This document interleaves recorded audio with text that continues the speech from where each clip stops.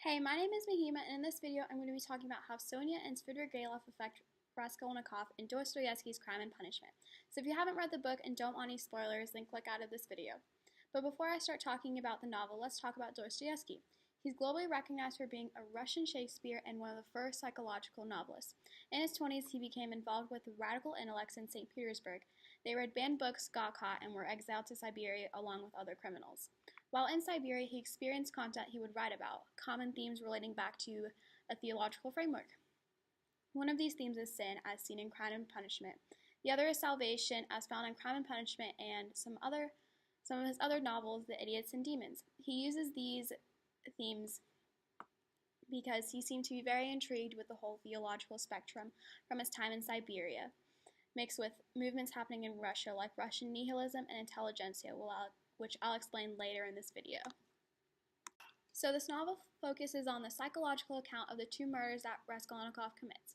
He gets away with this intellectual crime, but when the question of morality comes into play, he incriminates himself. This book isn't a question about who killed the two females, but why he did what he did. It wasn't for usual stock motives like anger or greed or revenge, but he thought he was doing the right thing. Raskolnikov comes from the Russian word raskol, which means a split or schism, which if you love history you would know the Great Schism was a split between the Roman Catholic Church. His name also symbolizes duality within him between his conscience to do good and evil. He's moved by the story of Lazarus, but also infatuated with Napoleon Bonaparte. Another point I would like to add is that Dostoevsky uses the biblical reference of the Tower of Babel often in his novels. Not so much the building aspect of the tower, but the planning and idea of it disrespects God. Like the people building the tower, Raskolnikov is very prideful in the sense that he feels what he's doing is right. Sonia is Marmeladov's daughter who has been entangled in the field of prostitution. Her name means wisdom. She represents the Orthodox Church in the schism metaphor I had mentioned earlier. She stands for God's mercy on people. Raskolnikov is so confused with how Sonia is mentally okay with being a prostitute. She represents the power of grace and redemption and how it wins in Raskolnikov's inner struggle. She is the one who reads the story of Lazarus to Raskolnikov. She is a dual character and represents the body and spirit that Russian nihilism rejects. Her body has been used and used while her spirit is so pure. She represents Raskolnikov and his need for absolution and humanity. Dostoevsky uses Sonia to show that even the lowest of lows can be loved by God and everyone can be redeemed if they want to be.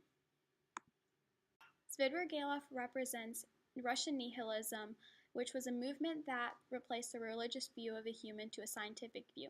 Nihilists reject that the body had a soul.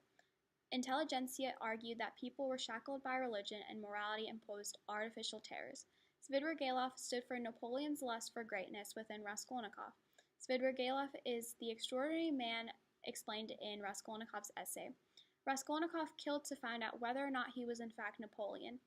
In an article I read, it said that Svidrigailov accepts Raskolnikov's immoral decision, but in that he values nothing, but I disagree because he truly valued Dunya.